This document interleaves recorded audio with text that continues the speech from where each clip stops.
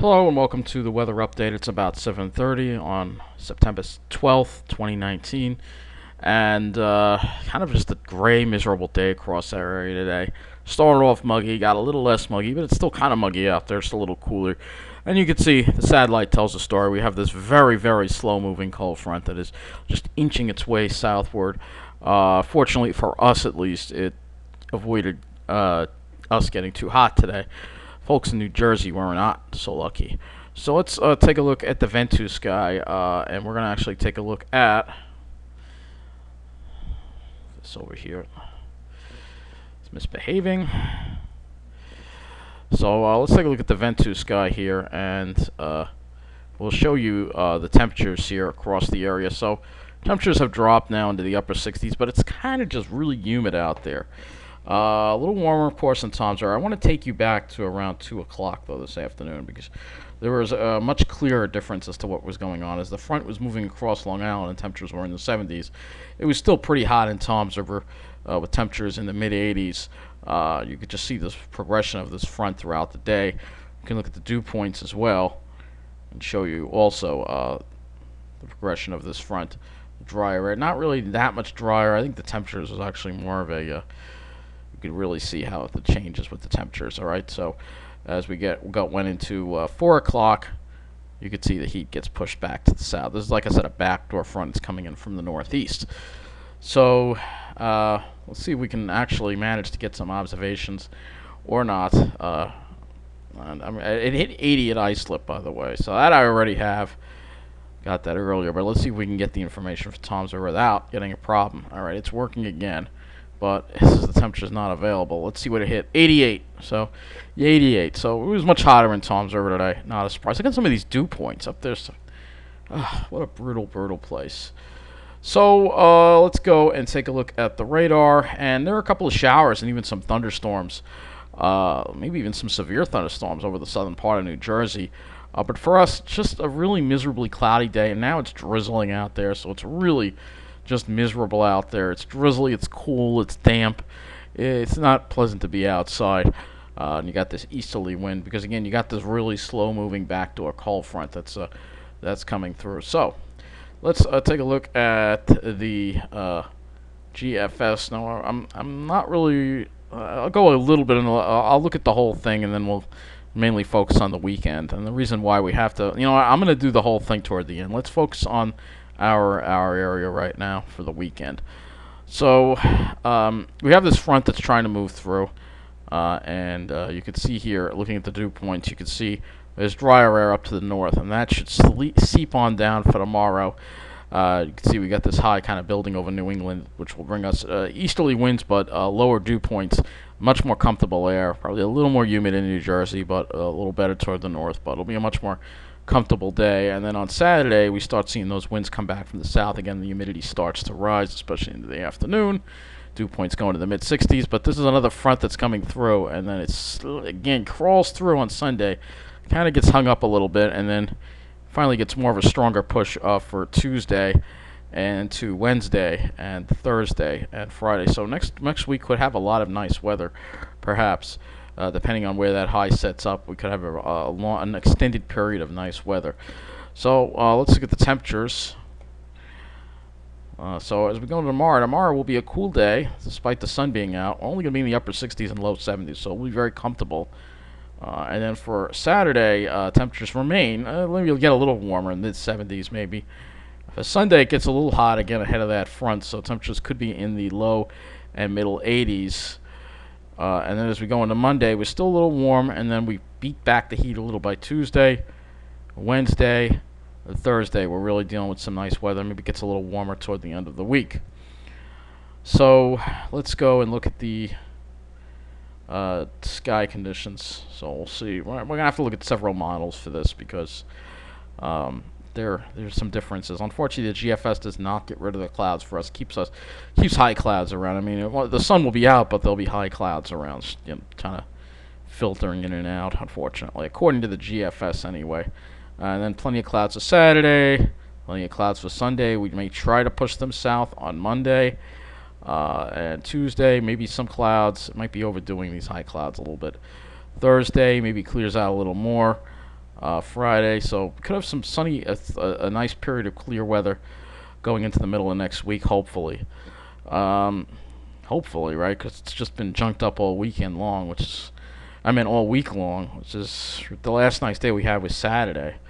Otherwise, we just had tons and tons of clouds around. So I guess we'll take it over to the NAM now, and we'll see how the NAM does with the sky coverage. See how that goes. Again, the models have different opinions on this.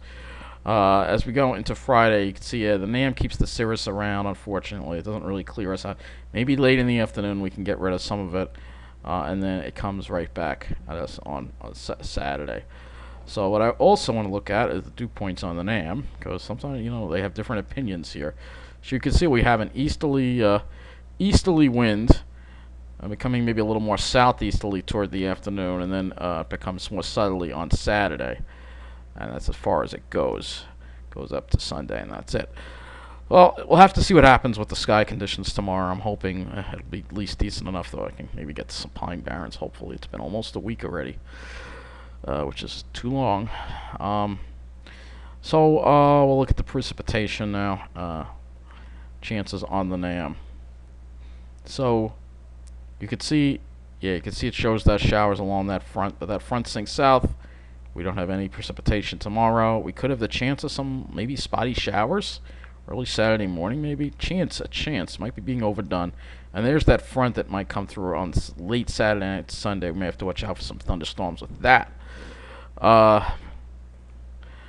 Let's go and look at some of the other models now. So I'm going to be going back to the CONUS view, because we're going to look at a couple other things. And we have some tropical features that have to be watched. And that's why we're going into some of the other models. So I'll first go to the GFS, so you'll see what's going on. So we have this high that's going to be building in tomorrow. Then it kind of retreats for the weekend, and then we're dealing with a stall front situation, and then we have another high build down from the north in the middle of the week there, bringing us nice weather, lingering right through the week. I've never seen a high linger like that. It's kind of unusual that it would just sit there and bring us all that nice weather, but hopefully it does. And you notice what's on your right hand. So the GFS keeps more of a progressive flow, so anything tropical kind of gets put out to pasture where it belongs. I think we can, let's go to the North Atlantic. Yeah, let's look at this one. So you can see this is what will become Humberto. So, but the GFS takes it out, takes it way out. All right, it doesn't even come near us. All right, but the issue is that there are other models that have a different opinion. So let's look at the ICON model first. This is a little more based on the euro, so you can get an idea. And this is a totally different scenario. So it has what it will become Humberto, developing off the Florida coast, and then kind of getting close to our coast, and kind of just getting stuck there because there's a blocking high. And this is the concern here that we have, because now we go over to the euro. Oh, okay, it doesn't offer that in that. All right, so we'll have to let's go to Eastern U.S. on euro, and let's go to the one that we can use this. That's fine. Actually, this might be the best one. So this is a vorticity, but you can see here, this is what would become Humberto, forming and then taking a track similar to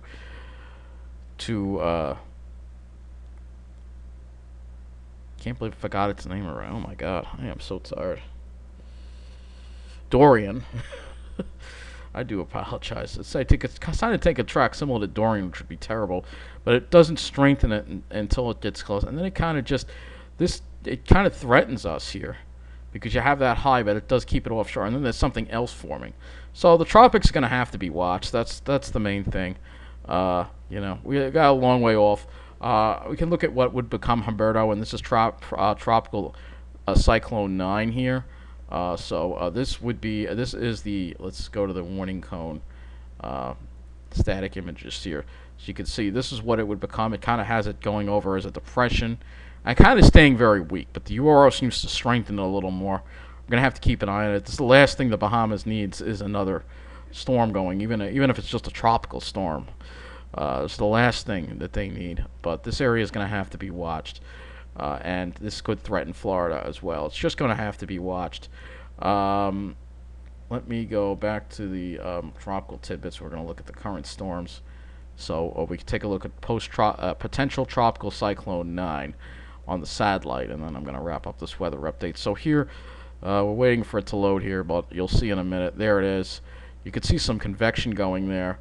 There is some good convection, but it's just not very organized right now. So you don't see much organization, but there is some pretty intense convection. So we're going to have to watch this whole area here. This, again, could become Humberto.